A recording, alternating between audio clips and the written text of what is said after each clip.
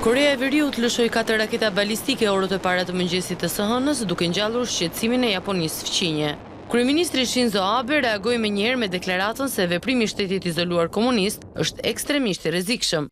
Autoritetet ushtarake në Korenë e Jugut, Japoni dhe Shtetet e Bashkuara e konfirmuan që të gjitha lëshimin e 4 raketave, të cilat kanë fluturuar për gati 1000 kilometra drejt detit të lindjes.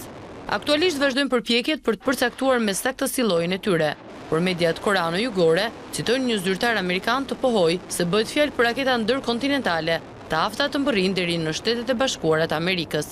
3 raketa mësohet kanë rënë brenda zonës ekskluzive ekonomike të Japonisë, e cila shtrihet 200 milje detare nga brigjet e saj. Për Aben, testi i fundit përbën një shkelje të qartë të rezolutave të Këshillit të Sigurimit. Ky veprim tregon hapur se Korea e Veriut tashmë përbën një kërcënim të një niveli tjetër, të cilin ne nuk do ta tolerojmë. Do t'i tërheqim seriozisht vërejtje Penjanit. Të premten Penjani lëshoi një paralajmërim të ashpër ndaj Washingtonit dhe Seulit pas tërvitjes së tyre të përbashkët Fall Eagle. Manovrat e përvitshme ushtarake të Amerikës dhe Koresë së Jugut, Veriu ishte me shqetësim pasi i konsideron si përgatitje për nisjen e një pushtimi ndaj tij.